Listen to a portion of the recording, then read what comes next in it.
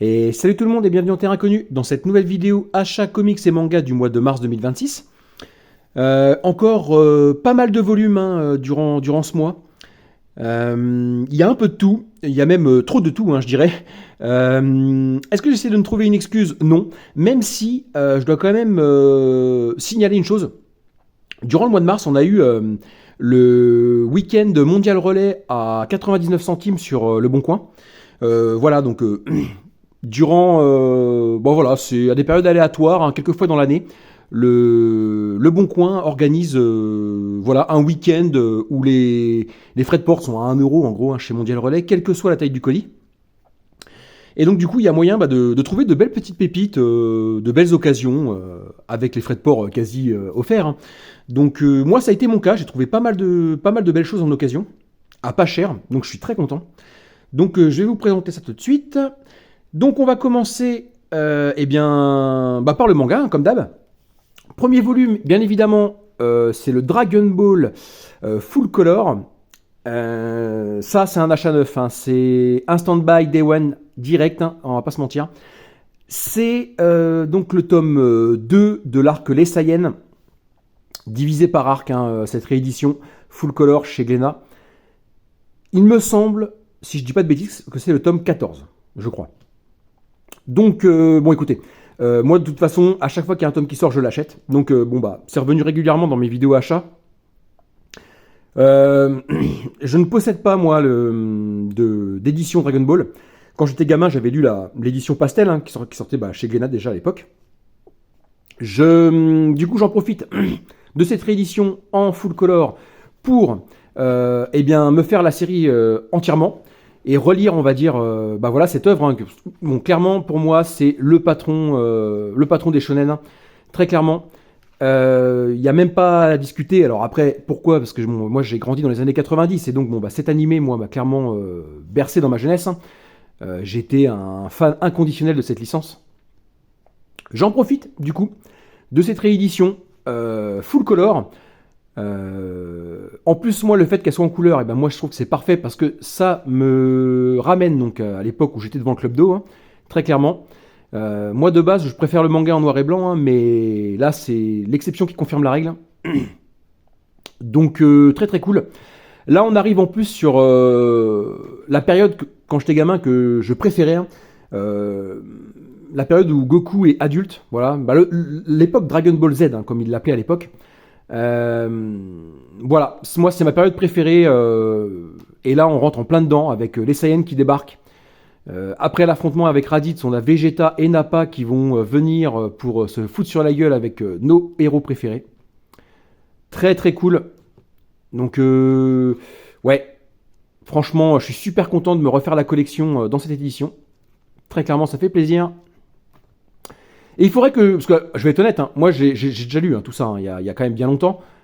Il faudrait que je me les refasse, parce qu'en fait je les achète pour l'instant, mais je les lis même pas en vrai, quoi. Enfin, j'avais relu quelques tomes, mais je veux dire, je les survole plus qu'autre chose. Mais il faudrait que je me prenne un moment pour vraiment me replonger là-dedans. Magnifique ça.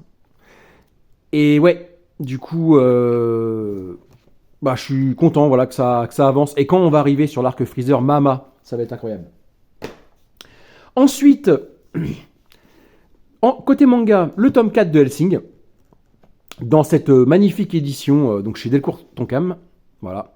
Cette édition en hardcover, voilà, avec ses écritures en rouge sang un petit peu là, vendu 16 € je crois. Donc en plus c'est pas excessif quoi. On a également un petit signé juste ici, très très cool. Donc la réédition d'Hellsing, alors moi c'est une licence, enfin c'est une œuvre que je connais pas trop, même si je sais qu'il y avait un animé quand j'étais gamin. J'avais regardé quelques épisodes. Bon là, voilà, donc là il y a une réédition de cette œuvre. Moi, clairement, c'est l'édition qui m'a fait acheter ça. De base, ça m'intéressait, mais de loin. Et quand j'ai vu l'édition proposée en magasin, en librairie, j'ai craqué. J'ai fait, bon allez, let's go. En plus, je crois que c'est prévu en 5 ou 6 tomes. Enfin, je crois qu'à la base, c'était en 10 tomes simples. Là, on est sur des tomes doubles, donc il y aura que 5 tomes. Mais je me demande s'il n'y a pas un 6e tome de prévu avec autre chose. Bon, je dis peut-être une connerie, mais je crois que c'est quelque chose comme ça. Écoutez, en vrai j'ai toujours pas lu, mais moi je crois que je vais attendre que tout sorte et je me ferai tout d'un coup. Voilà. Ça va se passer comme ça. Donc, bon. Côté graphique, c'est exceptionnel. Hein. À chaque fois que je regarde l'intérieur des mangas, honnêtement, je me régale. Moi, je trouve que c'est très très bien dessiné. Est-ce que côté scénario, ça va suivre? J'en sais rien. A priori, ce serait peut-être un peu nanar, hein, donc à voir. En gros, on va suivre, il me semble, des chasseurs de vampires. Hein. Grosso modo, c'est à peu près l'idée. Hein. Et ça va se foutre dessus. Hein. Voilà. Donc, eh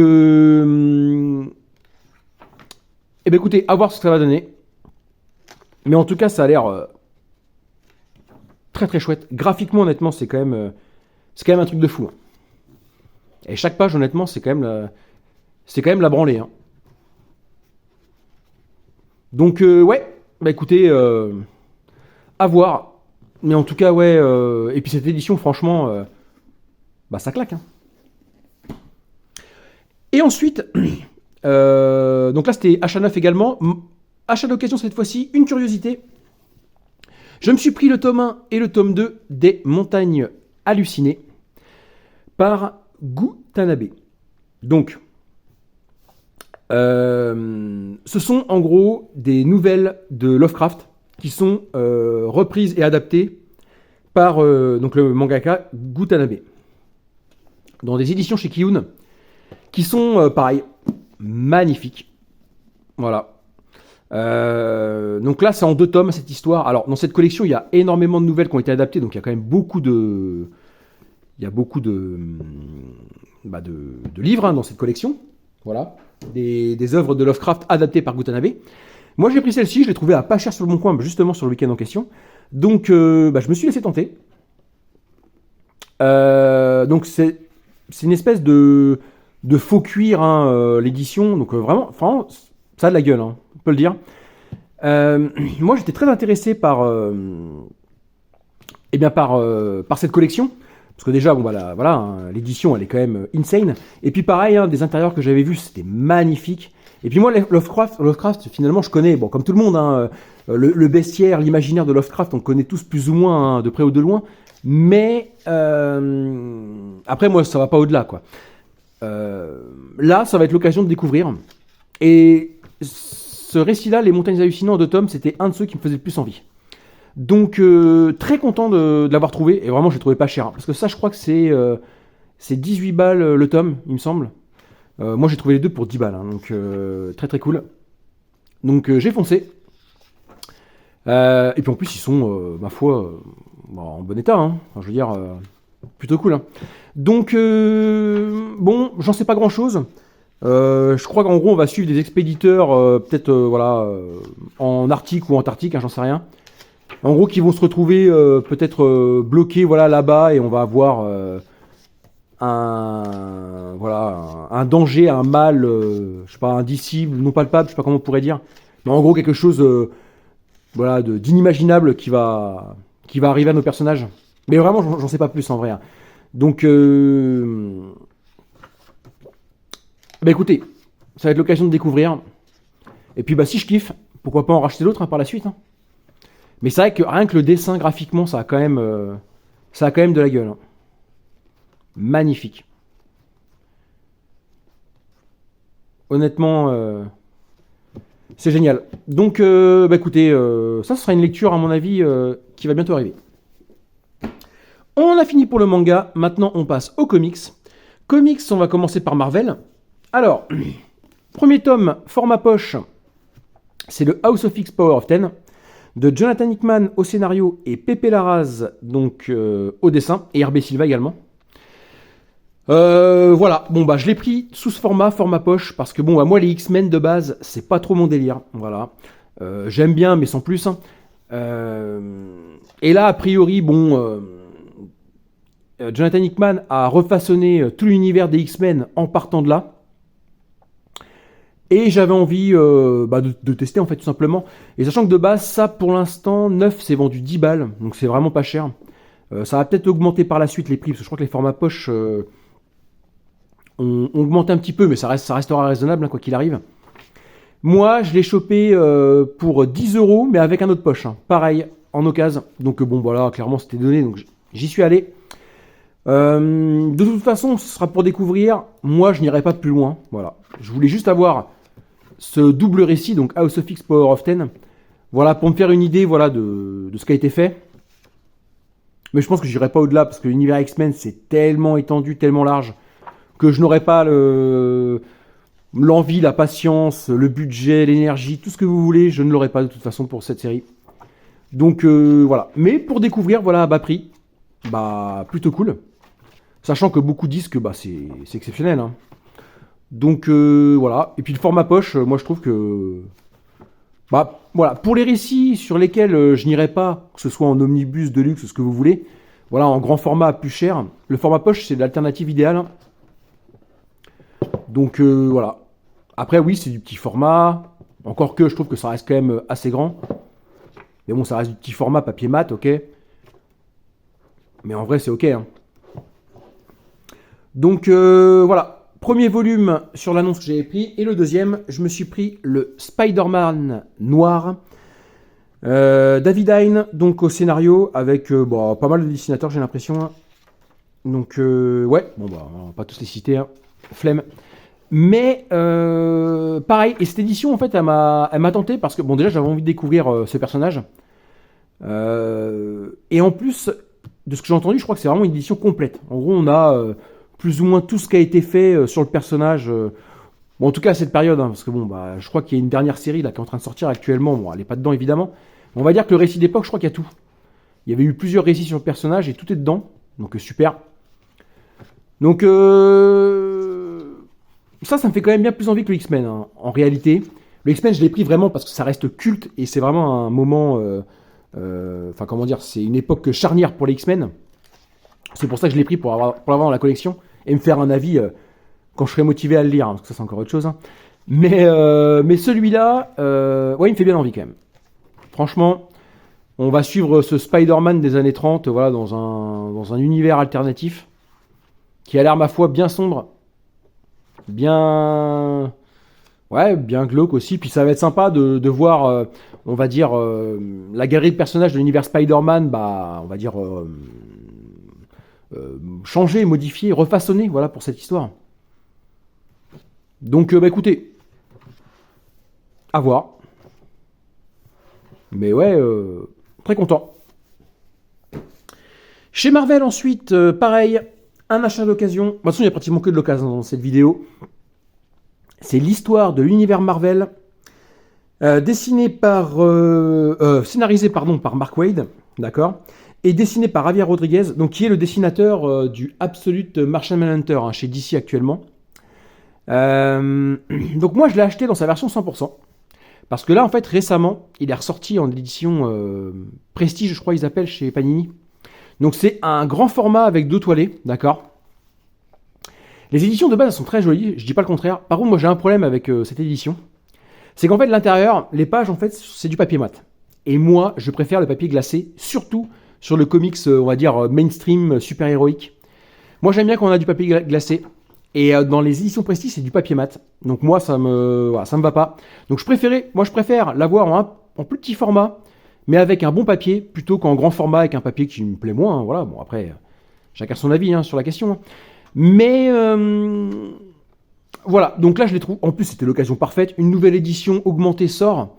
Bon bah voilà, l'ancienne édition en 100%, hein, ceux qui veulent voilà, se procurer l'édition plus grande, bah, ils revendent hein, celle-ci. Hein. Donc pareil, hein, il y a moyen de le trouver vraiment à pas cher. Bon, je sais plus à combien je l'ai eu, mais pareil, c'était, je sais pas, 10 euros, je crois, 8-10 euros. Enfin, c'était vraiment pas cher. Donc là, de ce que j'ai compris, en gros, Mark Waid, il nous résume, on va dire, les moments les plus marquants de l'univers Marvel des années 60 jusqu'à, on va dire, bah, voilà, l'époque moderne. Alors, je sais pas quand ça s'arrête. Je me demande si la fin, justement, c'est pas House of X, Power of Ten, justement, d'X-Men. Donc peut-être, je sais pas, 2018-2020, je sais pas jusqu'à où ça va. Mais en gros, ça nous reprend voilà, les éléments marquants de la Maison des Idées, de sa création jusqu'à nos jours, grosso modo. Donc moi, j'étais intéressé, voilà, de voir Mark Waid, comment il se débrouille sur cet exercice, parce que Mark Waid, il a quand même la réputation, que ce soit chez Marvel ou DC, d'être un historien des comics, hein, on va dire ça comme ça. Le type, il connaît vraiment énormément de choses. Hein. C'est une encyclopédie sur ces deux univers. Donc, bah moi, j'étais super chaud. Et en ayant regardé des visuels, voilà, sur Internet, c'est vrai que graphiquement, Javier Rodriguez, c'est une dinguerie. Hein. Vraiment, c'est très très joli. Après, voilà, c'est pas de ce que j'ai compris, c'est pas une histoire en tant que telle. Voilà. Enfin, il y a quand même un plot, hein, mais on est plus sur une succession d'événements avec voilà, des doubles splash pages où Mark Waid voilà, nous narre voilà, ce qui s'est passé grosso modo. J'ai l'impression que c'est surtout ça, quoi. Il n'y a pas vraiment de bulle de dialogue ou quoi que ce soit en fait. On nous résume voilà, les faits marquants de l'univers Marvel. Et rien que pour ça, je trouve que c'est très très cool. Voilà. Donc, bon écoutez, qu'est-ce que ça va donner? On verra bien. En tout cas, graphiquement, ça va être une dinguerie, je pense. Là, par exemple, là, voilà, on a le... C'est quoi? C'est le Phénix Noir, je crois, chez les X-Men. Après, j'y connais pas grand-chose, moi, chez les X-Men. Donc, je dis peut-être une énorme connerie, mais je crois que c'est ça. Hein. Donc, ouais, du coup, ouais, pas mal de belles choses, j'ai l'impression. Et vraiment, on a des planches comme celle-ci, là, qui sont... bah, justement, bah là, on a les X-Men. On a les X-Men, c'est ça. Ah, ça doit être... Non, en fait, j'en ai absolument aucune idée, je ne sais pas. Mais bon, bref, en tout cas, bah, même moi, parce que moi, je suis pas un grand connaisseur de l'univers Marvel, enfin, je connais certaines choses, mais pas tant que ça. Donc, ça va être l'occasion, bien, de... Bah voilà, de même rattraper certaines lacunes. Hein. Vous avez vu cette double splash page magnifique. Hein. Moi, j'aime bien, moi, quand il y a des artistes comme ça qui nous mettent vraiment une galerie de personnages très garnie, très fouillis sur le dessin. Très fournie, pardon, sur le dessin. Magnifique, hein. Vraiment, c'est très très cool. Donc, ouais, et bien écoutez... Ensuite, pareil, donc fin de volume, on a donc on a une tonne de bonus, voilà, très très cool aussi, annotation, voilà, les histoires dans lesquelles, en fait c'est ça qui va être très très cool. Parce qu'en fait autant l'histoire en tant que telle, bon, en vrai ça peut être même peut-être comment dire lourd à la lecture, hein, c'est possible, hein, parce que bon voilà, on va nous résumer. Je sais pas, 50, 60 ans d'histoire, voilà, en quoi, en 6 chapitres peut-être, quelque chose, ouais, 6 chapitres, 1 à 6. Mais après, ce qui va être très très cool, en fait, ça va être justement la partie bonus qui est quand même, qui représente une bonne partie du volume, où là, on va nous expliquer, voilà, bah, quelles ont été les histoires qui ont été choisies pour, voilà, pour ce comics, hein. Voilà, avec des illustrations, des covers. Et vraiment, ça, honnêtement, ça, je pense que c'est une mine d'informations. Ça peut être très très cool. Hein. Les annotations. C'est pour ça, en fait, finalement, la version 100%, franchement, voilà, en plus, elle a toute la partie bonus dedans. Donc très cool. Donc non, super, super content d'avoir ce comics. On va passer maintenant à des Deluxe. Le premier, pareil, une curiosité d'occasion, c'est le Ghost Rider. C'est Kevin Smith, hein, au scénario. Kevin, non? C'est ça ou pas? Où est-ce qu'on voit le prénom? Tac tac. Je dis peut-être une connerie, je sais plus. Bah, j'en sais rien. C'est pas noté? Ah non, c'est Felipe Smith. En fait, je dis n'importe quoi. Hein. Felipe Smith. Et par contre, alors moi, c'est pas pour le scénariste hein, que je l'ai pris, c'est surtout pour le dessinateur. Tradmoor. Donc, bah écoutez. C'est la curiosité. Moi, je n'ai rien lu sur le Ghost Rider. Voilà, comme ça, c'est clair. J'y suis allé, voilà, parce que bah, déjà, je trouve que le Deluxe, il cover magnifique. Et pour le dessinateur Tradmoor, qui... Alors, je sais qu'il a... Moi, j'ai dans ma collection, en 100%, c'est son Silver Surfer Black, qui d'ailleurs a été une histoire qui se passait plus ou moins en parallèle du run de Venom, de Donny Cates. Où il est confronté donc à Knull, donc l'antagoniste principal. Donc très très cool. Et donc du coup, Tradmoor, vraiment, il a un dessin que moi j'adore. Alors après, il a fait d'autres choses. Hein. Je sais qu'il a fait un Doctor Strange en version Prestige, mais je ne sais pas. Moi, je l'ai pas lu, hein, donc je pourrais pas vous dire. Et ça avait l'air particulier au niveau du dessin. Là, c'était très psychédélique, j'ai l'impression. Là, on est sur un dessin peut-être un peu plus comics mainstream. On va avoir les origines du Ghost Rider, mais c'est pas celui qu'on connaît hein, d'origine, celui avec sa moto. Là, ce sera un autre personnage qui sera dans une espèce de grosse Mustang comme ça. Enfin, il sera pas en moto, quoi. Mais bon, après, ce sera un peu le même délire, hein, j'imagine. Donc, bah, écoutez, à voir. Moi, je l'ai pris vraiment pour le côté graphique, qui m'a tout de suite plu, hein. Vraiment. Et puis même quand je l'ai reçu et que je l'ai feuilleté, j'ai fait, ouais, franchement, c'est la branlée. Euh, Le dessin de Tradmoor, je trouve qu'il colle super bien au personnage. Voilà. Comme on voit ici, par exemple, là, ce côté voilà, personnage démon avec les flammes un peu partout, je trouve que ça colle très bien. Voilà, au style, en fait, tout simplement. Et vraiment, graphiquement, ouais, ça a l'air d'être solide, quoi. Et, et même, on a même un côté un peu, comment dire, graph ou street art, je dirais, euh, qui est vraiment très très cool, hein, moi je trouve, hein. Et ouais, et voilà, ce côté genre personnage, voilà, enflammé, quoi, avec la grosse Mustang là, avec toutes les flammes autour, là, c'est quand même très cool. Donc, il me semble que ça a plutôt bonne presse, hein, ce run. Donc, bah écoutez, vraiment, c'est la curiosité, hein. Je l'ai vu à pas cher. Je me suis dit, bon, bah allez, pourquoi pas tester. Donc, ouais, à voir. Alors, je sais que Tradmoor, il fait pas tous les épisodes, hein. Je sais qu'en deuxième partie de volume, c'est pas lui. Mais il y a quand même un style. Toujours un style, ouais, graphe, quoi, on peut le dire, hein. Côté un peu, ouais, un peu street, quoi. Très cool. Donc, ouais, ça a l'air plutôt sympa. Donc, à voir ce que ça va donner. Et puis, franchement, la cover est magnifique. Et ensuite, alors, côté Marvel, là, ce sera une série en 4 deluxe que j'ai trouvé très content. C'est le Daredevil de Chip Zdarsky au scénario et Marco Checchetto au dessin. Enfin, pour, on va dire, la plus grosse partie du run. Donc là, on a le tome 4, le point rouge. Le tome 3, Devil's Reign. Ok. Le tome 2, en tôle. Voilà, peut pas être plus clair.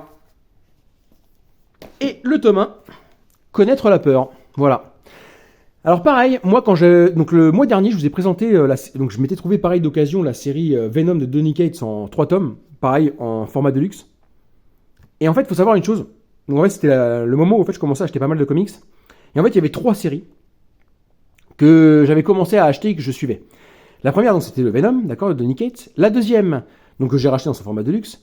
La deuxième, c'était donc le Immortal Hulk de Hal Ewing et Joe Bennett au dessin. Donc j'ai racheté en omnibus. Et la troisième, c'était celle-ci, le Daredevil de Zdarsky et Marco Checchetto. Comme je l'ai dit dans la précédente vidéo, bon, voilà, je me répète, hein, mais moi, les 100% Marvel sur des séries au long cours, j'en achète plus. J'attends les rééditions format de luxe, hein, tout simplement. Si les séries elles sont bonnes et qu'elles fonctionnent bien, j'estime qu'elles mériteront donc ce format et qu'elles finiront par arriver comme ça. Moi, le rapport qualité-prix sur les 100%, je le trouve quand même pas ouf. Et alors que leur format omnibus, ok, est deluxe, mais moi je trouve vraiment que les éditions sont magnifiques, quoi. Vraiment, rien à dire. Donc j'avais revendu tous mes 100%, voilà, des séries que je viens de vous citer.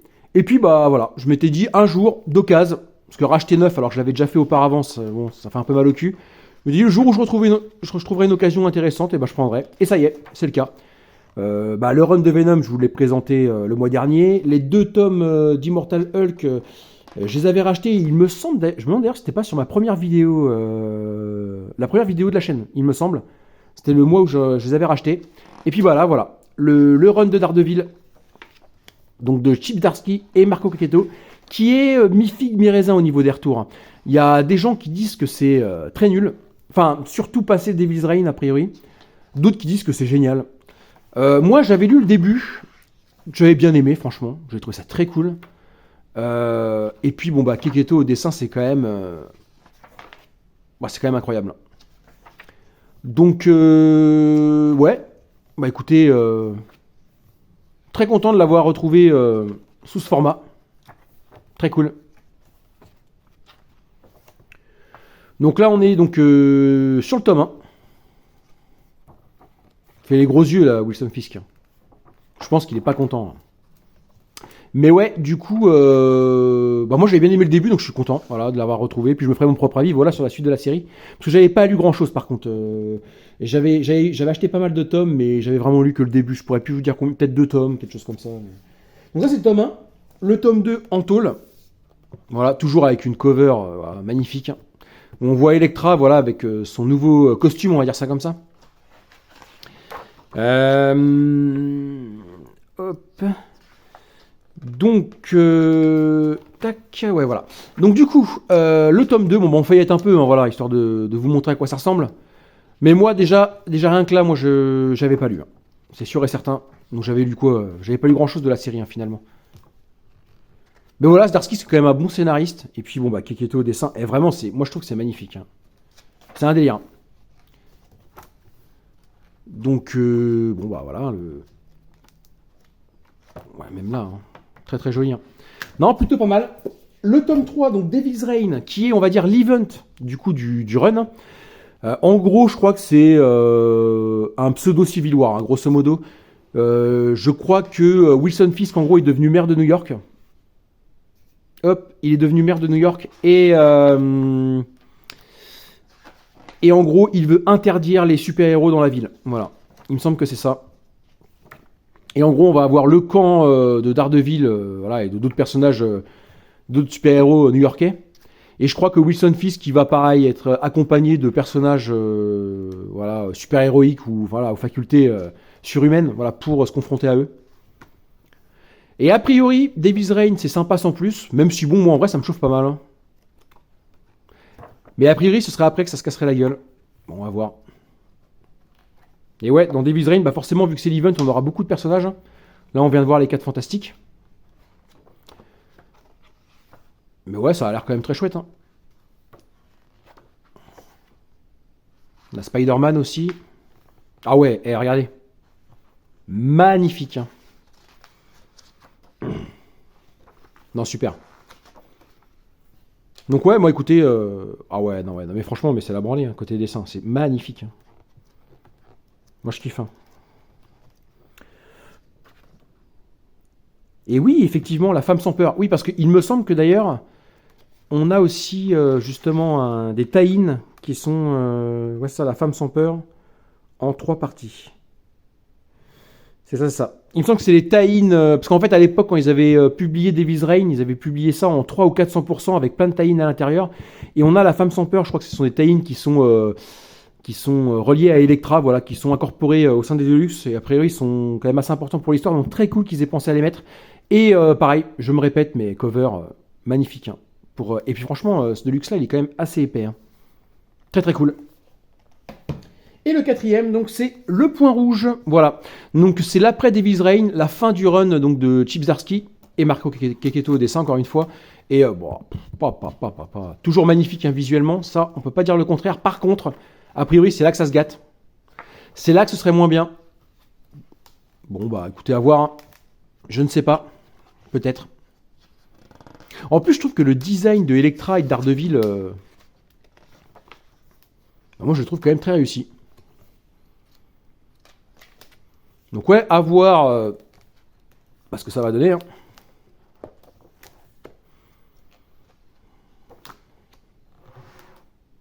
Bah, c'est vraiment très très joli. Donc je suis très content d'avoir retrouvé, c'était une des séries que je voulais me racheter, voilà, très content de l'avoir eu.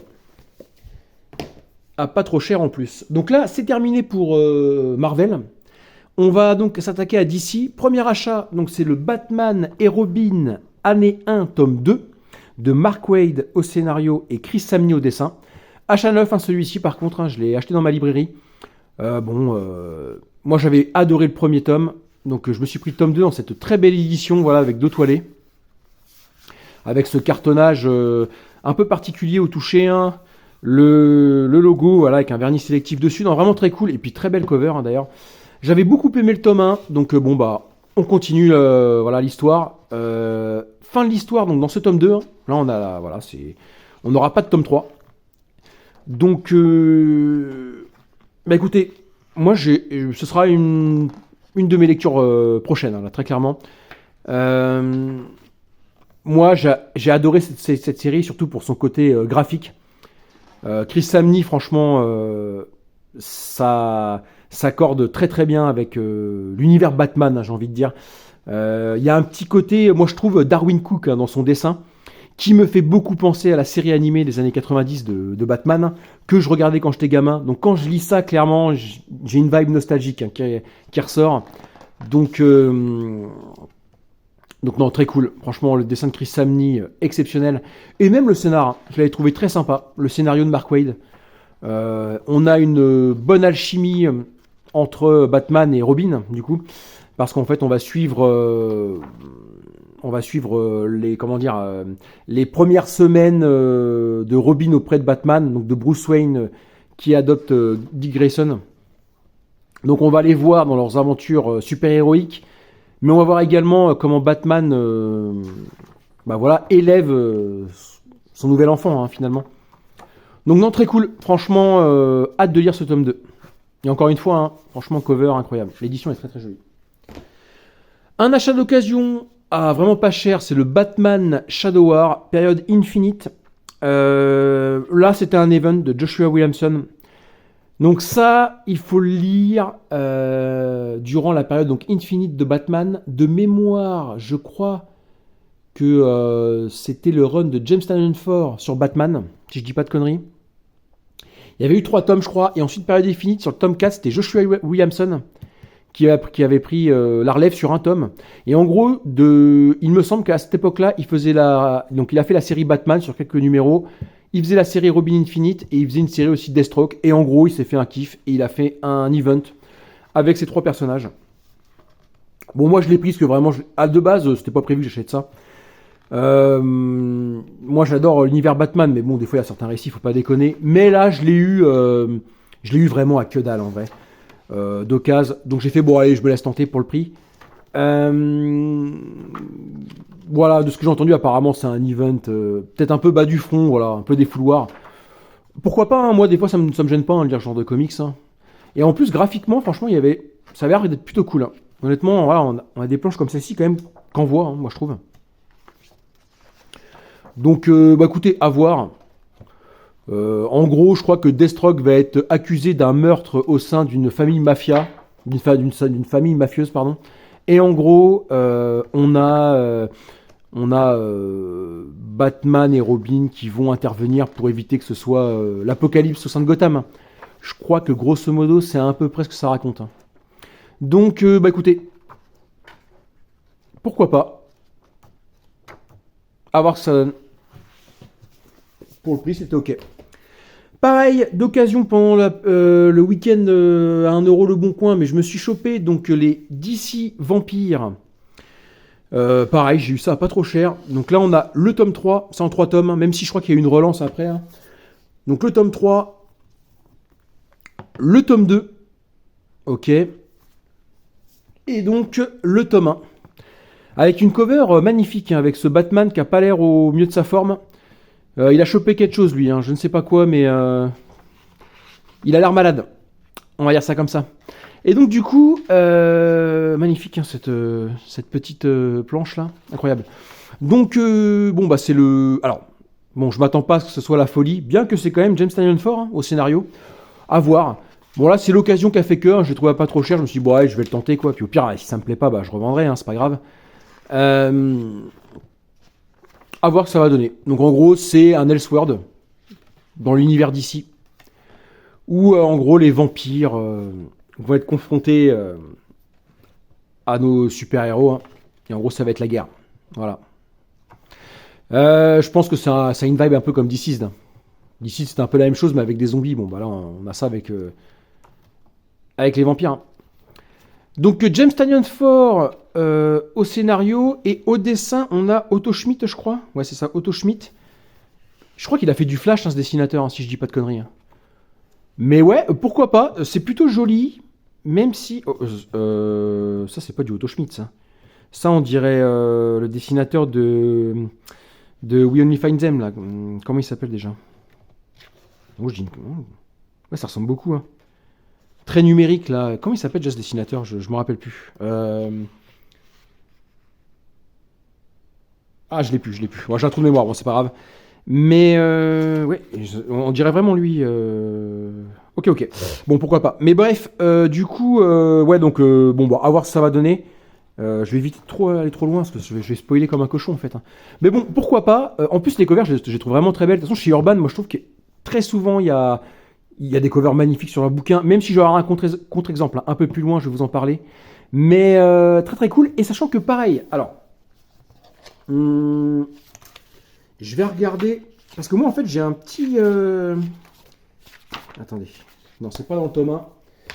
Je vous montre pas les volumes là, parce que je voudrais pas vous spoiler la fin à chaque fois. Ouais, voilà. Donc en fait, moi j'ai un petit délire.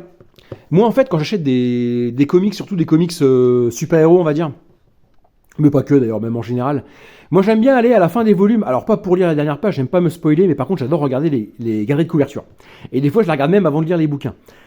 Là, ça n'a pas dérogé à la règle. Quand j'ai eu les DC Vampires, je me suis fait mon petit délire et j'ai regardé les variantes cover en fin de volume. Et là, petite surprise, bam! Qu'est-ce que je vois? Du James Tokoe sur DC Vampire. Non mais incroyable, franchement. Et ça m'a régalé. Donc ouais, parce que moi c'est un dessinateur que j'aime énormément. Donc très très cool. Et on en a plusieurs, hein. Voilà, James Tokoe encore ici. Donc ouais, voilà, c'est le petit plaisir. Fin de volume.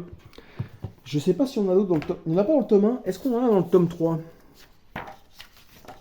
Eh oui, on en a au moins une. On en a même deux, même, juste ici. On reconnaît bien son style. Hein. Il est reconnaissable, ce dessinateur. Hein. Et vraiment, bah ça m'a refait. Hein. On peut le dire. Donc ouais, non, très cool. Et c'est vrai que moi, ça, c'est... Je sais pas si vous êtes pareil. Hein, mais moi, c'est un petit délire que j'ai. J'aime bien regarder les galeries de couverture fin de volume, avant d'attaquer la lecture. Bon, bref. Mais en tout cas, d'ici Vampire, bon, on verra ce que ça donne. Pareil, hop, le week-end, Le Bon Coin, je me suis trouvé le Joker The Winning Card. Je l'ai trouvé à pas trop cher, 8 euros, je crois. Tom King au scénario et Mitch Gerads au dessin. Cover pareil, magnifique, donc référence à ça, donc le roman de Stephen King, qui a eu le droit à des adaptations cinéma. Bon, bah écoutez, c'est un récit qui est assez fin, hein, franchement, voilà. 112 pages, donc ça va se lire très vite, hein, ça. Moi, je suis impatient de le lire, voilà. Honnêtement, Mitch Gerads, donc au dessin, bah, ça va être très joli, hein. Tom King et Mitch Gerads, c'est ceux qui ont fait Mister Miracle, hein, je crois, si je dis pas de bêtises. Là, j'ai l'impression qu'on a une narration un peu style film muet. Pourquoi pas. Ah bah voilà, bon, ah bah du coup c'est oui, ok, la cover c'est une page intérieure du volume, why not? Ouais, bah écoutez, moi Tom King c'est un scénariste que j'aime bien, même si je sais qu'il y en a beaucoup qui n'aiment pas, surtout ces derniers temps. Bon, moi j'ai jamais été vraiment déçu jusqu'à maintenant. Et ouais, et on a ouais, je pense, oui, c'est un peu comme dans Mister Miracle, on a ce côté un peu gaufrier là, cette narration qui revient là. Donc ouais, bah écoutez, à voir. En tout cas, graphiquement, c'est magnifique. Hein. Hop, une curiosité, c'était pas du tout prévu que j'achète ça, mais j'ai trouvé à que dalle. C'est le Wonder Woman Batman, la chute de Tirnanog. Alors, moi, je ne sais pas du tout ce que c'est, hein, voilà. Je l'ai pris pourquoi? Parce que c'est Liam Sharp, au dessin. Donc, j'ai fait allez, let's go. Pareil, j'ai trouvé ça une bouchée de pain, donc très content. Je ne sais pas de quoi ça parle. Donc je vais pas faire style.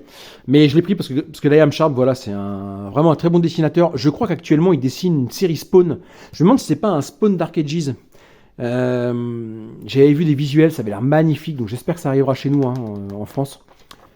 Bon, bah écoutez, à voir. Je crois que c'est Batman qui va suivre Wonder Woman dans un monde fantastique. Voilà, dans un autre monde univers, j'en sais rien. À voir ce que ça va donner, mais en tout cas, ce qui est sûr, c'est que graphiquement, ça va être la claque. Et franchement, c'est quand même magnifique. Je l'ai pris pour ça. Hein. Pour le nom de l'auteur. Voilà, je l'ai trouvé à pas cher. J'ai foncé. Pareil, j'ai trouvé à 8 balles, comme le Winning Card. Très cool. Très content. Donc, à voir. Là, c'est une petite curiosité à pas cher. Je me suis laissé tenter. Pareil, le prochain volume. Alors là, par contre, autant je dis Urban sur les choix des covers, c'est souvent exceptionnel. Mais alors là, par contre, c'est le contre-exemple. C'est un récit qui date, hein, c'est pas une sortie récente. Honnêtement, c'est...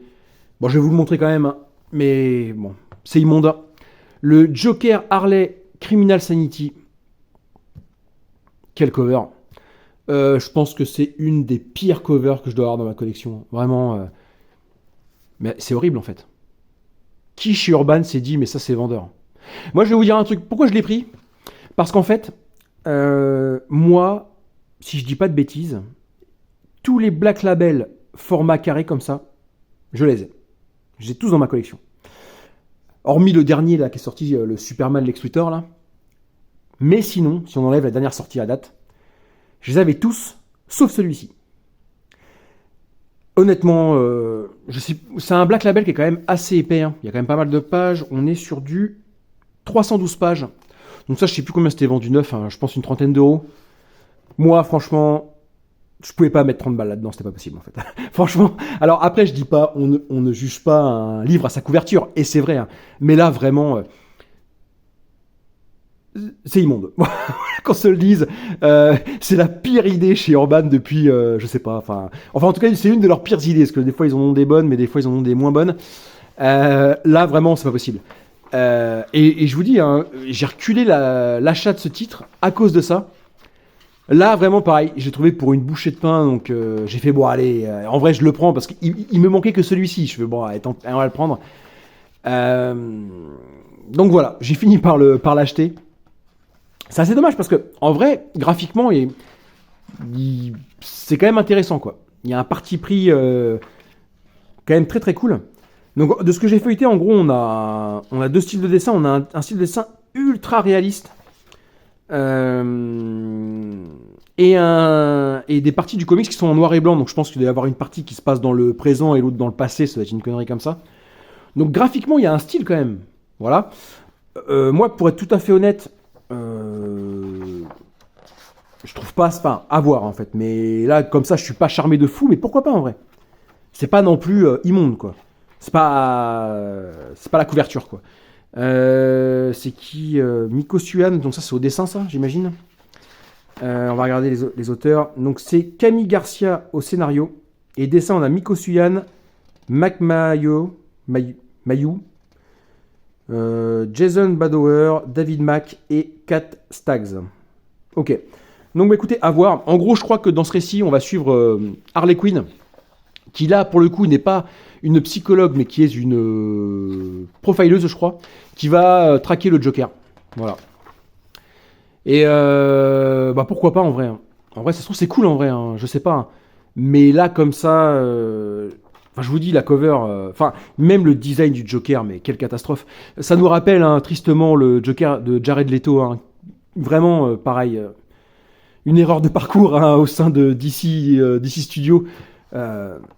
Non, c'est pas possible. Même quand Zack Snyder il avait refait le Justice League, la version longue, on avait la scène de fin qui avait été rajoutée avec le Joker de Jared Leto. Ben non, ça le faisait pas en vrai.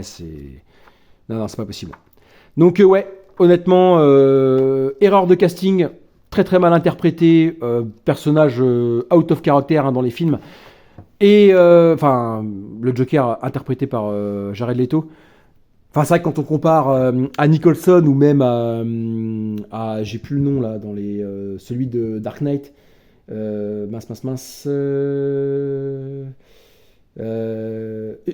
Heath Ledger, voilà. C'est vrai quand on compare Heath Ledger ou même Nicholson à Jared Leto, c'est quelle catastrophe. Et du coup, bah avoir pris une cover qui rappelle, bah c'est encore pire.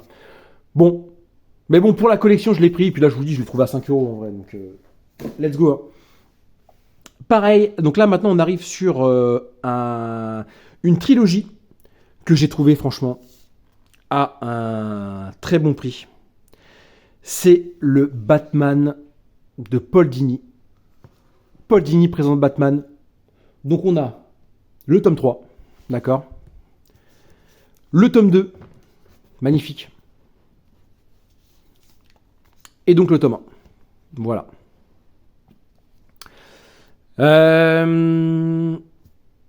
Donc, déjà pour vous annoncer direct, j'ai trouvé les 3 tomes pour 40 euros. D'accord?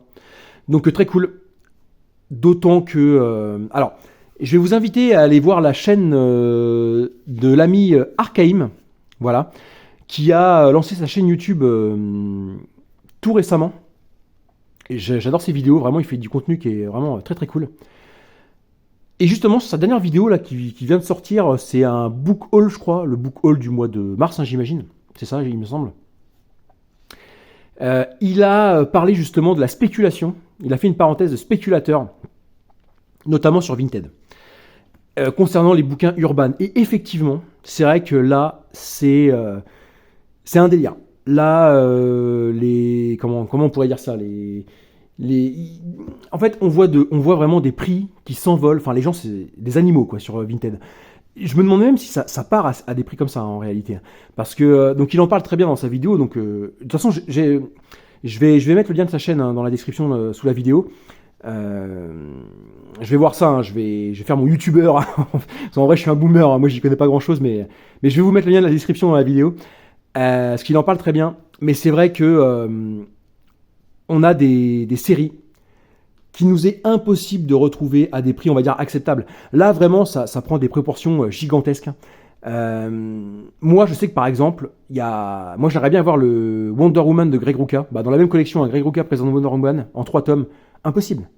Impossible. Non, mais les mecs, ils vendent des fois un tome à 80-100 balles. Non, mais c'est inconcevable d'entendre ça. Une série aussi que j'avais envie de lire pour découvrir, c'était le Justice League Dark Rebirth, ok, période Rebirth, la Justice League Dark en 4 volumes, donc des volumes qui coûtaient à peu près 20 balles, donc ça faisait en gros entre 70 et 80 euros la série complète à l'époque. Non mais franchement, j'ai vu des annonces où les mecs ils vendent ça 3 à 400 balles, mais genre c'est pas possible en fait. Mais je me demande même qui achète ça en fait. Est-ce que vraiment ces gens-là arrivent à vendre leur volume à ce prix-là quoi? Délirant. Moi, c'est hors de question. C'est hors de question que j'achète à ces prix-là, notamment parce que. Alors, attendez, on va faire une petite parenthèse. Hop, je mets ça de côté. Hein. Moi, j'ai acheté une fois un spéculateur, ok. Je vais vous montrer le bouquin. Je l'ai prévu. C'était celui-ci. C'était le Spawn Dark Ages volume 2. En fait, moi, j'adore le personnage de Spawn. Et en fait, j'ai un délire. Moi, je veux tout prendre chez ce personnage. Voilà.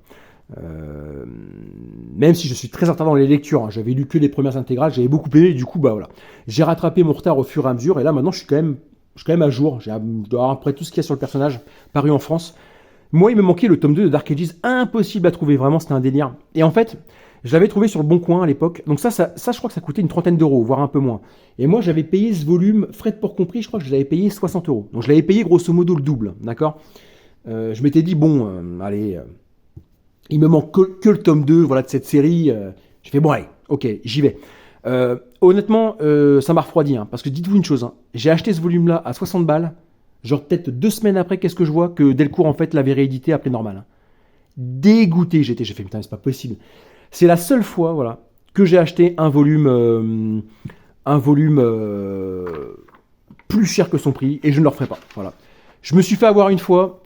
Je me ferai pas avoir 2 fois, très clairement. Donc, ouais, voilà. Et je vous dis, hein, vraiment, ça s'est joué à. Ouais, peut-être 2 semaines après, je vois que c'est de nouveau sur le marché. Alors après, j'avais peut-être pas fait attention. Voilà, il y avait peut-être eu une annonce de Delcourt, j'avais pas fait gaffe, quoi. Mais ça faisait des mois que je guettais les sites d'occasion, parce que j'avais envie de. Voilà, de me le trouver, ce volume. Et voilà, au moment où je décide de l'acheter le double de son prix, qu'est-ce que je vois qu'après il ressort dégoûté. Voilà, je me suis fait niquer une fois, pas 2, hein, très clairement. Donc bon, bref, ça c'est un hors sujet, hein, on va revenir sur la vidéo. Donc là, je me suis trouvé les Paul Dini présente Batman à une personne honnête, voilà, qui vendait les 4 tomes, les 3 tomes, pardon, pour 40 balles. Donc là, j'y suis allé. C'était une série que je voulais, parce que moi j'adore le personnage de Batman, et généralement la collection DC Signature, donc c'était cette collection où un auteur présentait un personnage, souvent c'est très quali. Moi, je comprends hein, les spéculateurs. Enfin, comment dire. Je comprends que un bouquin qui est plus édité, qu'on le revende à la limite au prix du neuf, je peux le comprendre. Allez, un peu au-dessus, pourquoi pas, mais quand ça s'envole, c'est pas possible. Bref, de toute façon, je vous mets le lien de la vidéo d'Arkheim dans la description et il en parle très bien. Donc là, je vous ai pris le tome 1, ouais, c'est bien ça. Donc c'est Paul Dini, voilà, qui scénarise la série Detective Comics. Voilà, durant cette période. Je crois que c'était en parallèle de la série de Morrison, je crois, sur la série Batman. Donc, pareil, ça a très bonne presse, a priori. Donc, je suis très content, voilà. Je suis très content de l'avoir eu. Voilà, à un prix correct, hein, on peut le dire. J'ai eu de la chance. Hein. Parce que c'est vrai que je vous dis, et quand je vois, bon, moi je sais que je les ai, mais par exemple les 4 tomes de Gotham Central, mais non mais quel cata. Ah mais quand je vois les prix, mais moi j'hallucine. Moi je les ai, donc je suis content, mais franchement, enfin, je vous dis ça, ou même, enfin, il y en a tellement maintenant, il y a les Geoff Jones sur Green Lantern, il y a même les Batman de Morrison, je crois, ou même les Batman période Rebirth, enfin, c'est une cata, hein, les bouquins sont pas réédités malheureusement, et c'est compliqué de se les procurer, quoi. Mais bon, bref, en tout cas, très content de l'avoir trouvé cette série. C'est une série qui me manquait, c'était une des séries Batman que j'avais pas, que j'avais envie de posséder. Donc très content de l'avoir trouvé à un bon prix. Ensuite, on va passer maintenant aux comics indé. Premier tome que je me suis acheté, donc c'est le Redcoat, The Unnamed Redcoat, tome 2, le nordiste. Donc voilà, c'est la suite des aventures de Simon Pure dans l'univers The Unnamed. Voilà, créé par le label Ghost Machine et publié chez Image Comics. Ghost Machine, c'est le label qui a été créé, enfin qui a été, monté par Geoff Jones. Donc voilà, moi c'est un univers, j'achète tout, voilà, de ce label. Voilà, donc là il y a eu le tome 2 de sortie, que je n'ai toujours pas lu d'ailleurs, il va falloir que je m'y mette. Brian Hitch au dessin. Donc pareil, le label Ghost Machine a sa force, hein, c'est les histoires qui sont exceptionnelles et les dessinateurs. Hein.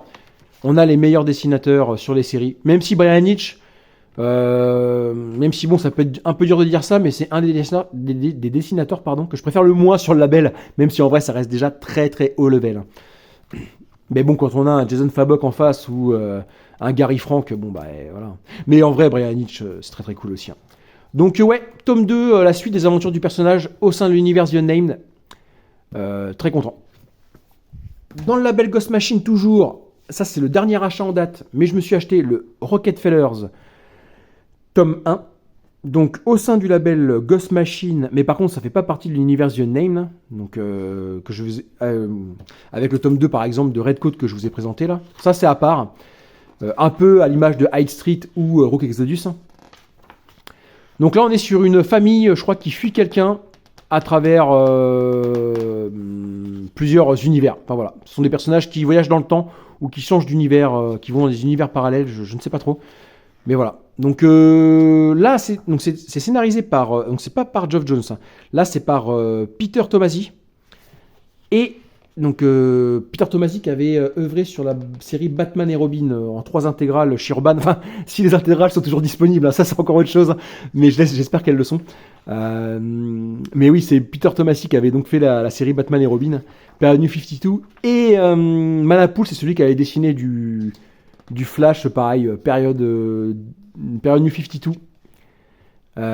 Donc pareil, graphiquement, Manapool, voilà, c'est très très cool. Hein. Donc ouais, franchement très content. Moi je vous dis, tout ce qui est imaginé, créé, publié par le label Ghost Machine, j'achète. Donc là c'est la dernière série en date. Donc ça pareil, c'est achat neuf, hein. Achat direct. Hein. Je me pose même pas la question. Donc ouais, très cool. Un tome 1, en plus grand format. J'ai format Indies, parce qu'en fait finalement, je croyais que ça allait être le même format que par exemple le Redcoat, voilà, qui sortent en format comics classique. Là c'est en format deluxe, un peu plus grand. Très très cool. Ensuite, j'en ai fait une vidéo dédiée la semaine dernière.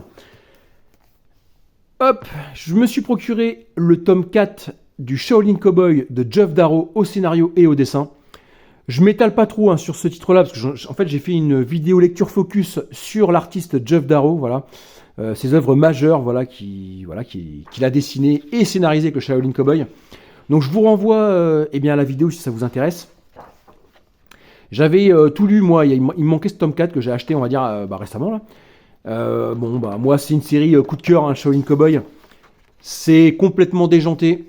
On suit un moine Shaolin Cowboy qui défonce tout le monde. Hein, voilà, c'est à peu près l'idée. C'est un univers très particulier où les animaux parlent, fument, boivent, ce que vous voulez. Où on a les pires travers de l'humanité qui sont présentes au sein de ces pages. Confrontés au Shaolin Cowboy qui va devoir leur botter le cul. C'est loufoque dans le tome 4, on a ce personnage-là qui est sur le dos d'une méduse. Personnage qui a des pouvoirs télékinésiques et qui peut également transformer la matière ou des êtres organiques autour de lui. Enfin, c'est complètement déjanté, voilà.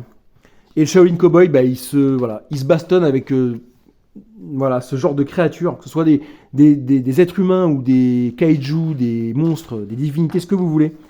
Ça donne lieu à des scènes qui sont complètement loufoques, mais c'est génial. Le dessin de Jeff Darrow, c'est magistral. Pour moi, c'est le patron de ce style de dessin, voilà. Exceptionnel. Moi, j'adore. Là, vous voyez, par exemple, sur cette scène, on a le personnage là qui est sur le dos de la méduse, qui a ses pouvoirs, je sais pas, un peu particuliers, qui est sur le dos de la méduse et qui contrôle deux squelettes qui roulent dans une espèce de 4L là, en poursuivant le Shaolin Cowboy. C'est n'importe quoi. Mais c'est ça qu'on aime, voilà. Quand on rentre dans le délire, c'est très cool. Avec ce dessin qui est ultra détaillé, c'est la force de Jeff Darrow, ça. Des fois, vous avez une planche comme celle-ci, et là, vous passez de longues minutes à regarder, c'est ultra détaillé, quoi. Et vraiment, c'est très très cool. Donc, ouais, moi écoutez, même là, on peut le voir, hein, sur cette planche, où le Shaolin Cowboy se fait agresser par des oiseaux qui sont contrôlés par le personnage que je vous ai montré plus tôt sur le dos de la méduse. Là. Non mais honnêtement, le détail sur chaque planche, magnifique. Hein. Honnêtement, non, c'est très très cool. Et c'est vrai qu'on a une... bon, c'est complètement défouloir, c'est complètement what the fuck. Hein. Mais on a quand même une critique hein, derrière tout ça. Voilà, d'une société... où les extrêmes gagnent, où les extrêmes montent en puissance, où la surpopulation ne connaît aucune limite. On a une critique sur le racisme, sur une société qui vire dans le fascisme. C'est particulier, mais on a quand même des messages derrière. Sur l'ultra-violence qui est banalisée. Enfin, on a plein de choses, en fait, qui sont dépeintes.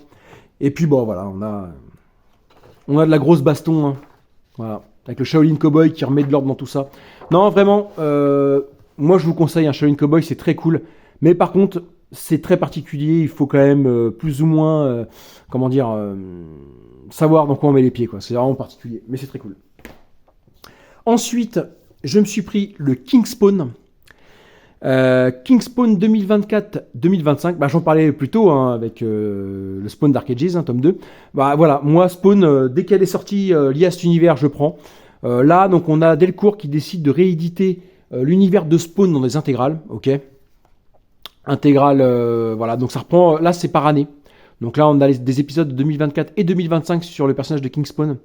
Très très cool. Donc c'était en 5 tomes, hein, Jack King Spawn en fait c'est un petit peu la série Detective Comics chez Batman. Batman il a sa série principale Batman et la série Detective Comics qui est sa série secondaire. Spawn c'est pareil. Il y a la série principale Spawn et la série King Spawn à côté.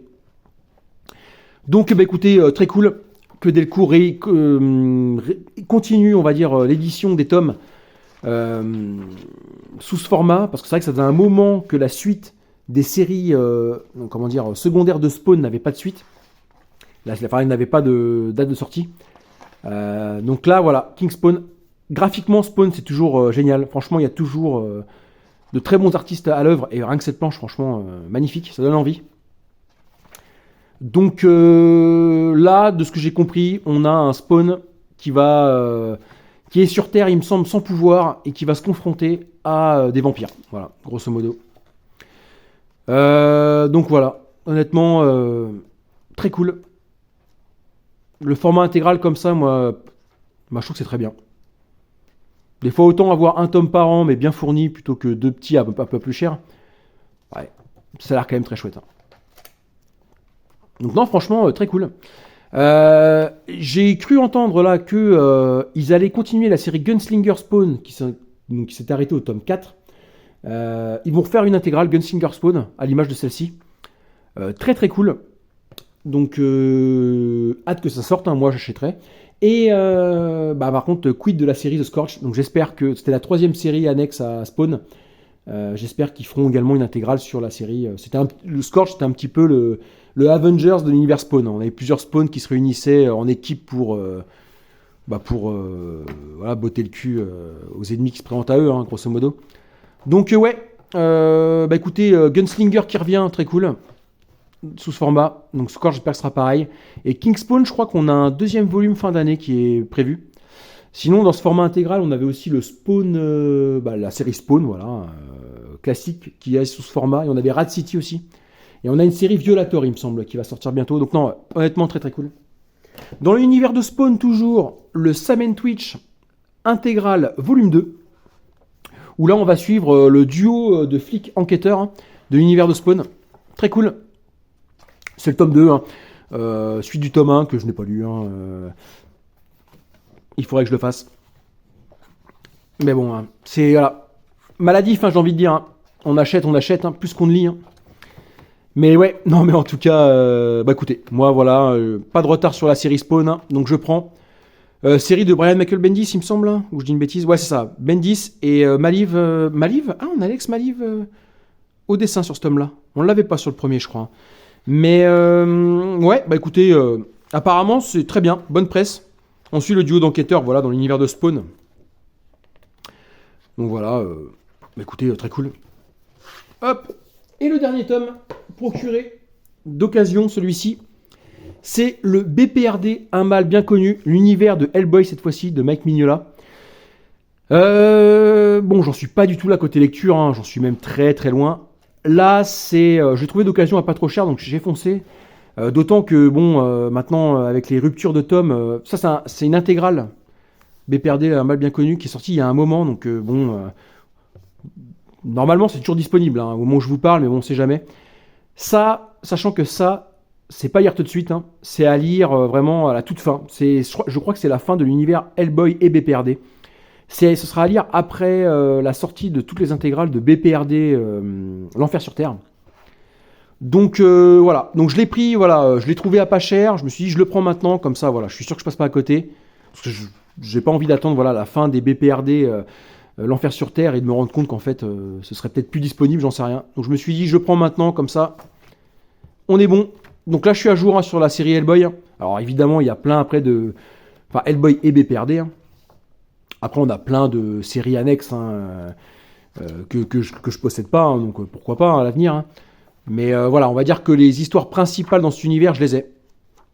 Donc écoutez, très cool. Je vais éviter d'aller trop loin pour spoiler, mais voilà.